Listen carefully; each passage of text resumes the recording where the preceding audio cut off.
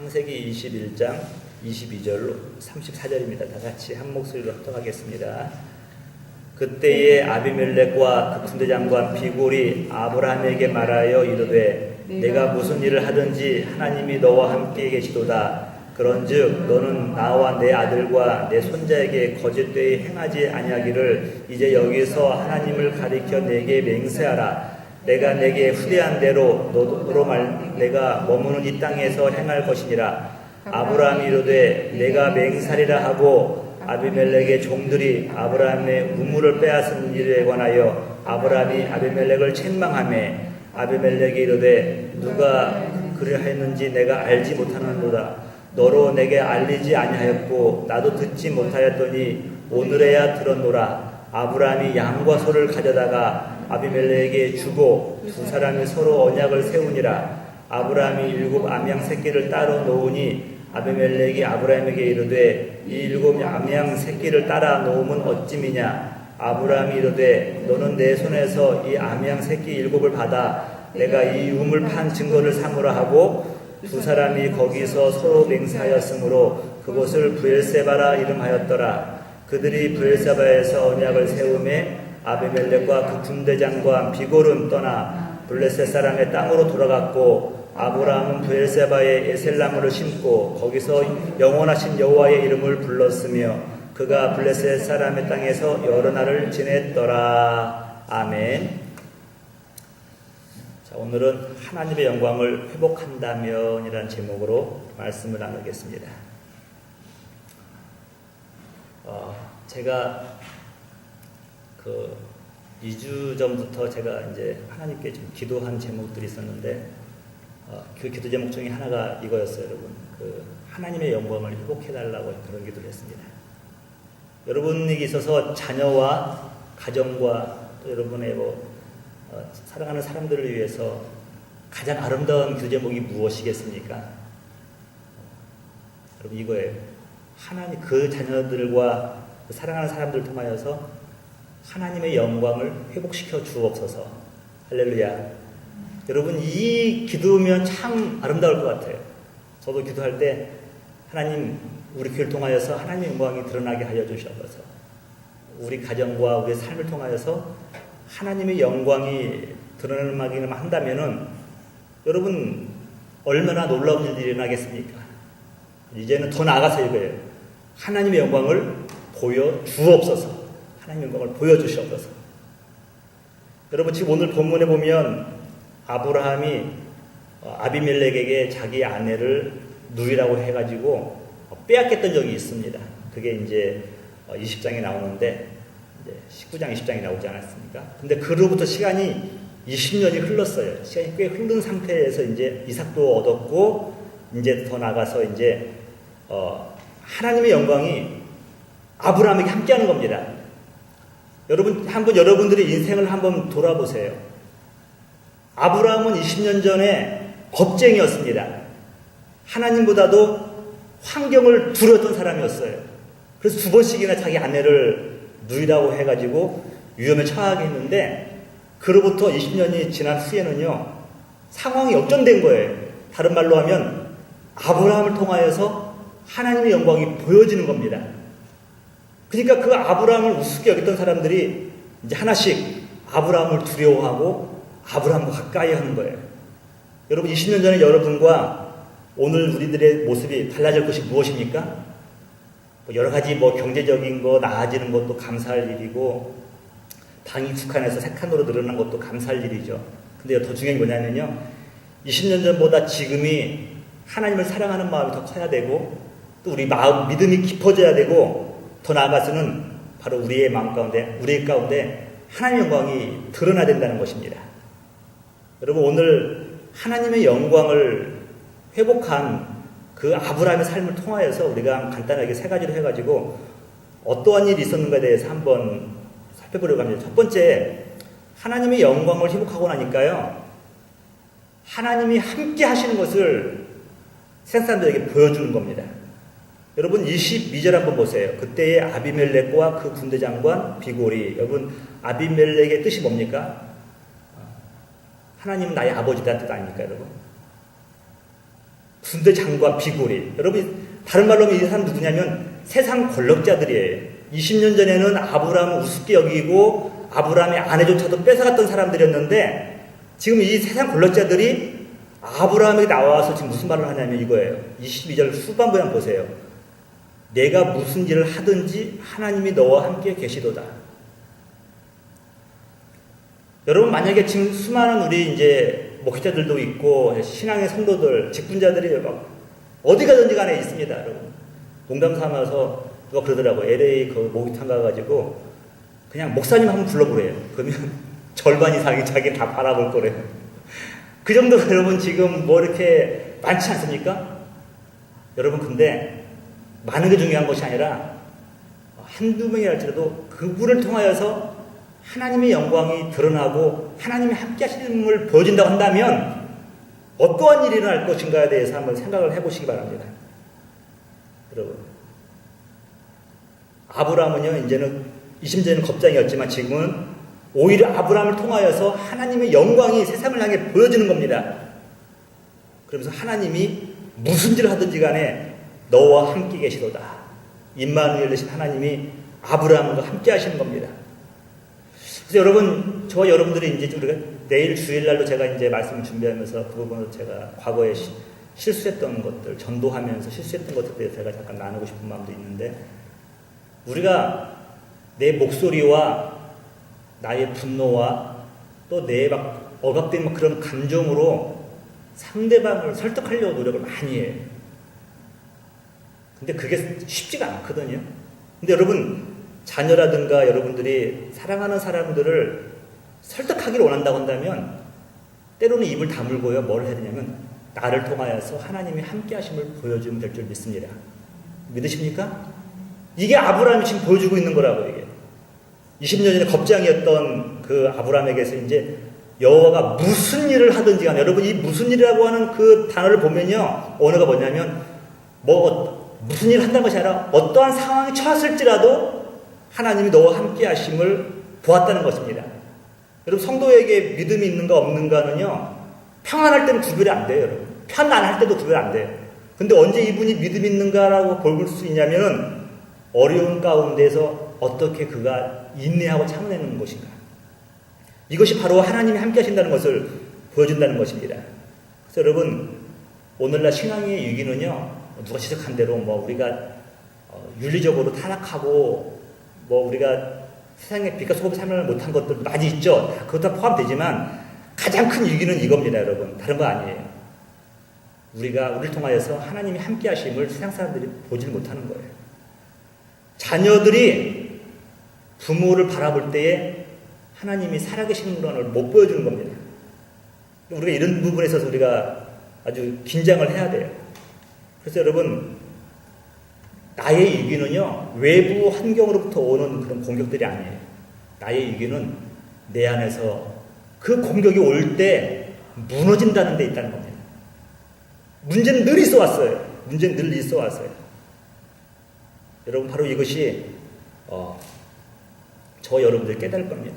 여러분 하나님의 영광을 회복하는 첫 번째 단계는 뭐냐면요, 하나님 나와 함께 하시길 간절히 구하는 거예요. 그리고 그것을 이제는 느끼는 걸로 보면 안 돼요. 보여줘야 되는 거예요. 보여줘야 되는 거예요. 여러분, 하나님의 영광이 여러분 가운데 회복되면서 여러분은 보는 자들마다 하나님이 과연 믿는 자들과 함께 하는구나, 그런 고백들이 여러분 주위에서 울려나기를 주님으로 축복합니다. 두 번째로는요, 하나님의 영광을 회복하고 나면 우리는 세상을 책망할 수가 있다는 겁니다. 책망이라는 것이 채찍질한다는 말하는 것이 아니라 그들을 하나님의 말씀 통하여서, 영적 고지를 통하여서 그들을 옳은 길로 인도할 수 있다는 거예요.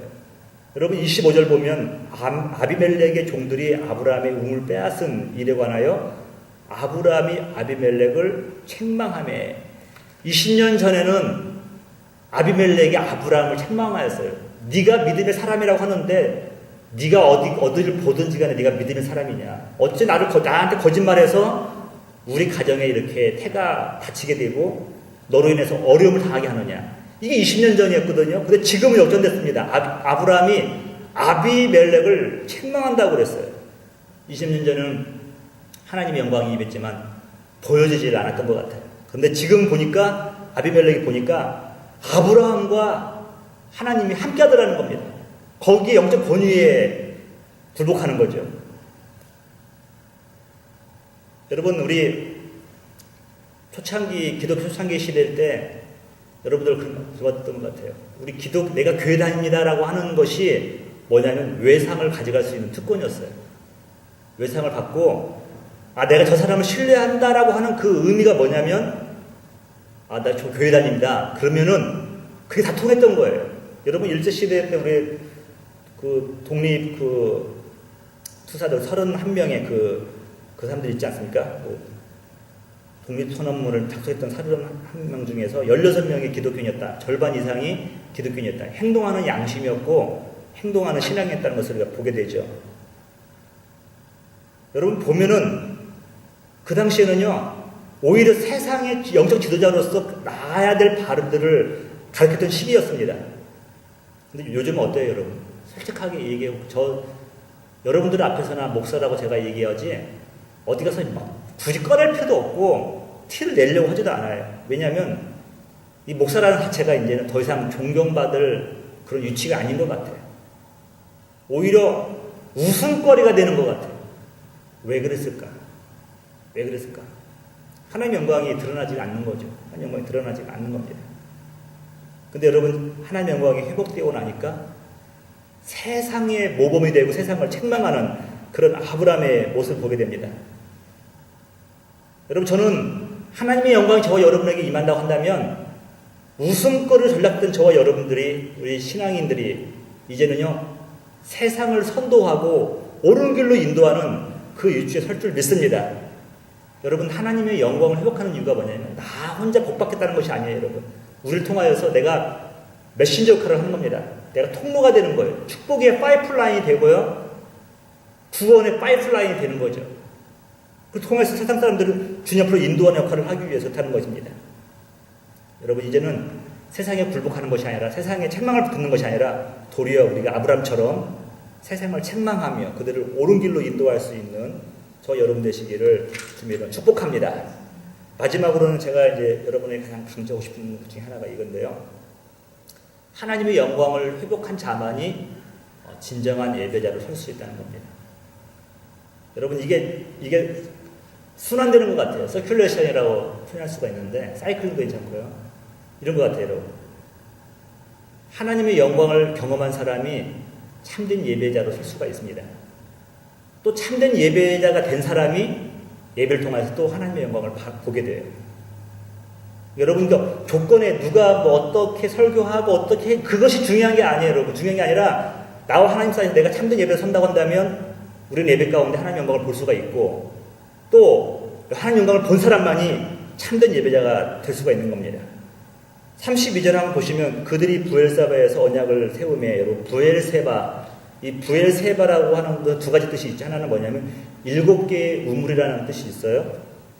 그 다음 또 하나는 뭐냐면 바로 맹세의 우물이라는 뜻도 있어요. 맹세의 우물. 여러분, 아브라함이 지금 부엘세바에서 언약을 세웠다고 그랬어요. 맹세를 했다고 그랬어요. 거기다가 아비멜렉과 부대장관 비골은 떠나 불사라 땅으로 돌아가 버렸고, 또 문제건들을 우습게 알던 것을 다 돌아갔고, 33절을 보시면 아브라함은 부엘세바에서 여러분 에셀나무를 심고라고 표현하고 있어요. 에셀나무. 이 에셀나무가 특징이 참 있어요. 왜 수많은 나무들이 있는데, 무화과나무도 있었고 포도나무도 많이 있을 텐데 왜 아브라함이 에셀나무를 심었을까? 한번 여러분 궁금해 해보십시오. 왜 수많은 나무 중에서 에셀나무를 심었을까? 여러분, 이런 의미가 있는 것 같아요. 그 에셀나무는 자라면 한 10m까지 자라면서 높이 자라고 그 그늘 가운데서 사람들이 쉴 수가 있다고 합니다. 그런데 이 나무는 자라는 것이 더디 자란대요. 최소한도 내가 장기간 여기에 머물겠다고 하는 그런 마음이 없으면은 심을 수가 없는 나무라는 거예요. 여러분, 지금 이 그랄 땅, 이 언약을 세운 이 부엘세바에서 아브라함이 에셀나무를 심었던 건 뭐냐면 자기 때만 아니라 그 약속의 땅에서 나와 내 자손과 후손들이 이 땅에, 약속의 땅에 머물면서, 맹세 땅에 머물면서 하나님의 예배자로 살고자 하는 그런 마음이 있다는 겁니다. 여러분 예셀나무, 예셀 뜻이 뭐냐면 연합하다라는 뜻이 있어요. 무엇과 연합합니까? 하나님과 하나 되는 거예요. 하나님과 예배자로 서기를 원하는 겁니다. 여러분 그 다음에 은혜로운 말씀이 나오죠. 예셀나무를 심고 거기서 여러분 영원하신, 다른 성경에 보면 영생하신, 영원히 사시는, 영생하시는 여호와 이름을 불렀으며 라고 표현하고 있어요.